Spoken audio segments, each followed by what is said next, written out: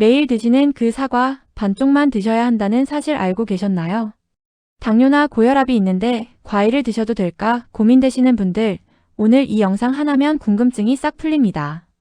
결론부터 말씀드리면 과일을 무조건 끊을 필요는 없습니다. 하지만 과일은 건강식이라는 이유만으로 많이 먹으면 혈당이 올라갈 수 있기 때문에 어떤 과일을 얼마나 먹고 언제 먹는지가 매우 중요합니다. 특히 당뇨와 고혈압이 함께 있는 분들은 혈관 건강을 더 세심하게 관리해야 합니다. 혈당이 높으면 혈관벽이 손상되기 쉽고 혈압이 높으면 혈관에 강한 압력이 계속 가해집니다. 이 두 가지가 오래 지속되면 심장병, 뇌졸중, 신장질환 같은 합병증 위험도 높아질 수 있습니다. 그래서 오늘은 당뇨나 고혈압이 있는 어르신들이 피해야 할 과일은 무엇인지, 비교적 먹기 좋은 과일은 무엇인지, 혈당 지수까지 꼼꼼히 따져서 알아보고 하루 중 언제 먹는 것이 좋은지, 그리고 실제로 많이 하시는 실수까지 자세히 알아보겠습니다. 1. 과일이 혈당에 영향을 주는 진짜 이유. 과일에는 과당과 포도당 같은 자연당이 들어있습니다. 자연에서 나온 당이라고 해서 혈당을 올리지 않는 것은 아닙니다. 과일도 많이 먹으면 혈당이 올라갑니다. 여기서 꼭 알아두셔야 할 개념이 있습니다. 바로 혈당지수GI와 혈당부하지수GL입니다. 혈당지수는 같은 양의 탄수화물을 먹었을 때 혈당이 얼마나 빨리 오르는지를 나타내는 수치이고, 혈당부하지수는 실제로 먹는 양까지 고려한 수치입니다. 예를 들어 수박은 혈당지수 자체는 높은 편이지만 수분이 많아서 실제 먹는 양의 탄수화물은 적기 때문에 혈당부하지수는 생각보다 낮을 수 있습니다. 그래서 혈당지수 하나만 보고 과일을 판단하면 안 되고 실제로 얼마나 먹는지가 더 중요합니다. 하지만 과일에는 비타민, 미네랄, 항산화 성분, 식이섬유도 들어있습니다. 따라서 과일 자체가 나쁜 것이 아니라 과일을 먹는 방법이 중요합니다. 예를 들어 사과 한 개를 천천히 씹어 먹는 것과 사과 주스 한 컵을 마시는 것은 다릅니다. 사과를 통째로 먹으면 씹는 시간이 필요하고 껍질과 과육 속 식이섬유가 혈당이 급하게 오르는 것을 어느 정도 늦춰줍니다. 특히 식이섬유 중에서도 수용성 식이섬유는 위에서 음식물이 소화되는 속도를 늦춰서 혈당이 완만하게 오르도록 돕는 역할을 합니다. 하지만 주스로 만들면 식이섬유가 줄어들고 사과 여러 개의 분량을 짧은 시간에 마시게 됩니다. 그래서 혈당이 더 빠르게 오를 수 있습니다. 당뇨가 있다면 과일은 가능한 한 주스가 아니라 생과일 그대로 먹는 것이 좋습니다. 2. 비교적 먹기 좋은 과일 혈당지수와 함께. 사과 혈당지수 약 36저지I. 사과는 수분과 식이섬유가 풍부하고 껍질에 펙틴이라는 식이섬유가 들어있습니다. 펙틴은 장 건강에 도움을 주고 음식 속 당이 흡수되는 속도를 조금 늦추는 데 도움이 될 수 있습니다. 사과는 작은 것 1개 정도 또는 큰 사과라면 반 개 정도가 적당합니다. 가능하면 깨끗이 씻어서 껍질째 먹는 것이 좋습니다. 다만 치아가 약하거나 소화가 불편한 분은 껍질을 벗기거나 얇게 썰어 드셔도 됩니다. 배 혈당지수 약 38저지I. 배는 수분이 많아 갈증이 날 때 먹기 좋고 달콤하지만 적당량만 먹으면 간식으로 활용할 수 있습니다. 다만 배는 크기가 큰 편이기 때문에 한 개를 다 먹기보다는 반 개 정도로 나누어 먹는 것이 좋습니다. 딸기, 블루베리 등 베리류 혈당지수 약 25에서 40저지I. 딸기, 블루베리, 라즈베리 같은 베리류는 비교적 당 부담이 크지 않고 항산화 성분이 풍부합니다. 특히 안토시아닌이라는 성분이 풍부해서 혈관 건강을 관리해야 하는 분들에게 좋은 선택이 될 수 있습니다. 딸기는 한 번에 7개에서 10개 정도, 블루베리는 작은 컵 하나 정도가 적당합니다. 단, 설탕이나 연유를 뿌려 먹으면 건강한 과일 간식이 아니라 당이 많은 디저트가 될 수 있습니다. 키위 혈당지수 약 50 중간지I. 키위에는 비타민C와 식이섬유가 들어있고 상큼한 맛 때문에 달콤한 간식을 찾을 때 대체하기 좋습니다. 하루에 1개에서 2개 정도가 적당합니다. 다만 신장 기능이 좋지 않거나 칼륨 수치가 높은 분은 키위를 많이 먹기 전에 의료진에게 확인하는 것이 좋습니다. 귤 오렌지 혈당지수 약 40에서 45, 저에서 중간지I. 귤과 오렌지에는 비타민C가 풍부하고 통째로 먹으면 과육의 식이섬유도 함께 섭취할 수 있습니다. 귤은 한 번에 1개에서 2개 정도가 적당합니다. 하지만 귤을 여러 개 먹다 보면 양 조절이 어려울 수 있습니다. 텔레비전을 보면서 한 상자씩 까먹는 습관은 피하는 것이 좋습니다. 자몽 혈당지수 약 25저지I. 자몽은 과일 중에서도 혈당 지수가 낮은 편에 속해서 당뇨가 있는 분들에게 자주 추천됩니다. 다만 일부 혈압약이나 콜레스테롤 약과 상호작용을 일으킬 수 있으므로 약을 복용 중이라면 자몽을 먹기 전에 반드시 의사나 약사에게 확인해야 합니다. 3. 칼륨과 고혈압 반드시 알아야 할 함정. 고혈압이 있는 분들은 칼륨이 들어있는 과일에도 관심이 많습니다. 칼륨은 몸속 나트륨 배출에 도움을 줄 수 있어 혈압 관리에 유익할 수 있습니다. 바나나, 오렌지, 키위, 멜론, 참외 같은 과일에는 칼륨이 들어있습니다. 하지만 여기서 반드시 주의할 점이 있습니다. 신장 기능이 떨어진 분, 만성 콩팥병이 있는 분, 투석을 받는 분, 또는 건강검진에서 칼륨 수치가 높다는 말을 들은 분은 칼륨이 많은 과일을 많이 먹으면 안 됩니다. 칼륨이 몸에 과하게 쌓이면 근육이 힘이 빠지거나 심하면 심장 박동에 문제가 생길 수 있습니다. 실제로 응급실에 오시는 신장질환 어르신 중에는 몸에 좋다고 해서 바나나나 토마토를 매일 챙겨 드시다가 고칼륨 혈증으로 오시는 경우도 있습니다. 따라서 고혈압이 있다고 해서 바나나나 오렌지를 무작정 많이 먹는 것은 좋은 방법이 아닙니다.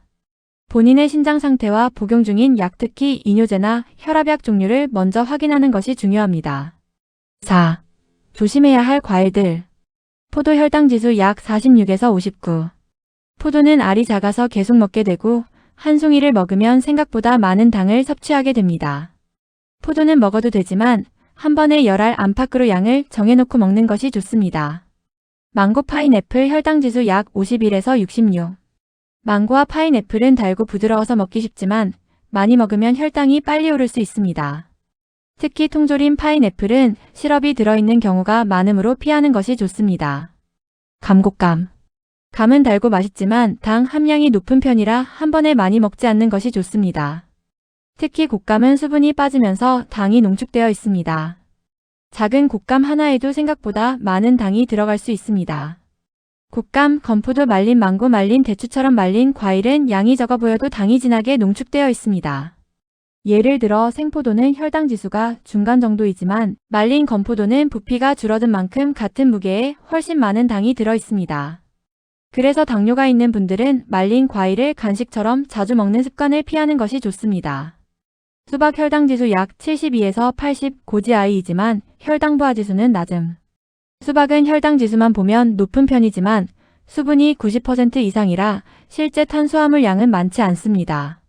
다만 여러 조각을 먹으면 혈당 부담이 커질 수 있습니다. 특히 여름철에 시원하다고 큰 접시로 먹는 경우가 많은데 얇게 썬 한 조각 약 150지 정도로 양을 정하는 것이 좋습니다. 바나나 혈당 지수 약 51에서 62. 바나나는 칼륨이 풍부하고 포만감도 있지만 익을수록 전분이 당으로 바뀌면서 혈당 지수도 함께 올라갑니다. 당뇨가 있다면 큰 바나나 한 개를 다 먹기보다 반 개 정도를 먹는 것이 좋습니다. 너무 검게 익은 바나나는 피하고 약간 덜 익은 바나나를 소량 먹는 편이 낫습니다. 가장 조심해야 할 것, 과일 주스와 스무디. 오렌지 주스, 사과 주스, 포도 주스, 건강 주스, 착즙 주스, 과일 스무디는 건강해 보이지만 혈당 관리에는 불리할 수 있습니다. 주스 한 잔에는 과일 여러 개가 들어갈 수 있습니다. 씹지 않고 빨리 마시기 때문에 포만감도 적고 혈당도 빠르게 오를 수 있습니다. 특히 시판 주스에는 설탕이나 액상과당이 추가된 제품도 많습니다. 성분표에 농축과즙 또는 과당이라고 적혀 있다면 실제로는 설탕물에 가까울 수 있으니 꼭 확인하시기 바랍니다. 당뇨나 고혈압이 있다면 과일 주스는 가능한 한 피하고 물이나 보리차, 옥수수 수염차 같은 무가당 차를 마시는 것이 좋습니다. 6. 과일 하루 중 언제 먹어야 할까? 가장 좋은 시간은 식사와 식사 사이입니다. 예를 들어 아침을 먹고 오전 10시에서 11시 사이, 점심을 먹고 오후 3시에서 4시 사이에 소량 먹는 것이 좋습니다. 이 시간에 과일을 적당히 먹으면 허기가 너무 심해지는 것을 막고 다음 식사 때 과식하는 것도 줄이는데 도움이 될 수 있습니다. 또 한 가지 방법은 식사 직후에 아주 소량 먹는 것입니다. 밥을 먹고 난 뒤 작은 사과 반 개나 귤 한 개 정도를 먹는 것은 괜찮을 수 있습니다. 하지만 식사 후에 과일을 큰 접시로 먹는 것은 좋지 않습니다. 밥, 반찬, 과일까지 더해지면 전체 탄수화물 섭취량이 많아지기 때문입니다. 완전히 빈속에 달콤한 과일을 많이 먹는 습관은 피하는 것이 좋습니다. 아침에 아무것도 먹지 않은 상태에서 포도, 바나나, 수박처럼 달콤한 과일을 많이 먹으면 혈당이 빠르게 오를 수 있습니다. 또 잠자기 직전에 과일을 많이 먹는 것도 피하는 것이 좋습니다. 밤에는 활동량이 적고 늦은 시간의 간식은 혈당 관리와 체중 관리에 불리할 수 있습니다. 7. 혈당을 덜 올리는 똑똑한 조합법. 과일을 먹을 때는 단백질이나 지방이 조금 들어있는 음식과 함께 먹는 방법도 좋습니다.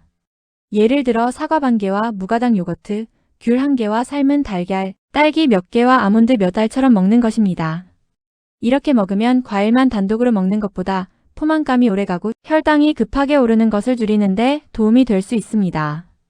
단백질과 지방이 위 배출 속도를 늦춰주기 때문에 같은 과일이라도 혈당 곡선이 훨씬 완만해질 수 있습니다. 하지만 견과류도 많이 먹으면 칼로리가 높아질 수 있으므로 아몬드나 호두는 한 줌보다 적은 양으로 드시는 것이 좋습니다. 과일을 먹는 순서도 도움이 될 수 있습니다.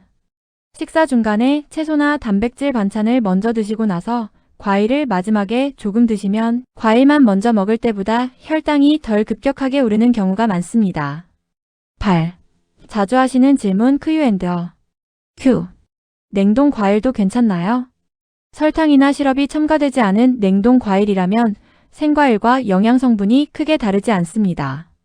오히려 제철이 아닐 때 저렴하게 챙겨 먹을 수 있는 좋은 방법이 될 수 있습니다. Q. 당뇨가 있으면 과일을 아예 끊는 게 안전하지 않나요? 과일을 완전히 끊으면 오히려 비타민과 식이섬유 섭취가 부족해질 수 있습니다. 무조건 끊기보다는 양과 시간을 조절해서 드시는 것이 더 현실적이고 지속 가능한 방법입니다. Q. 혈당 수치가 불안정할 때는 과일을 어떻게 해야 하나요?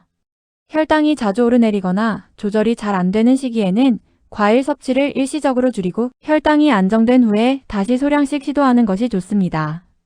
이런 경우에는 반드시 담당 의료진과 상의하시기 바랍니다. 마무리.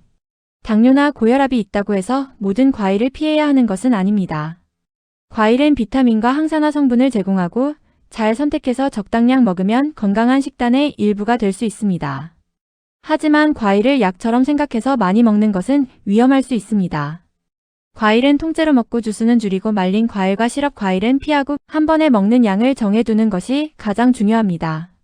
사과나 배는 작은 것 1개 또는 큰 것 반 개, 귤은 1개에서 2개, 딸기는 7개에서 10개, 포도는 10알 안팎, 바나나는 큰 것 반 개 정도를 기준으로 기억해 두시면 좋습니다. 그리고 심장질환이 있거나 인슐린이나 혈당약을 복용하고 있거나 혈당이 자주 높게 나오는 분들은 본인에게 맞는 과일의 종류와 양을 의사나 영양사와 상담하는 것이 가장 안전합니다. 오늘부터 과일을 무조건 피하기보다 내 몸에 맞게 현명하게 드셔보시기 바랍니다. 건강한 과일 습관이 혈당과 혈압을 관리하는 작은 시작이 될 수 있습니다. 오늘 영상이 도움이 되셨다면 주변에 당뇨나 고혈압이 있는 가족, 지인분들에게도 꼭 공유해주세요.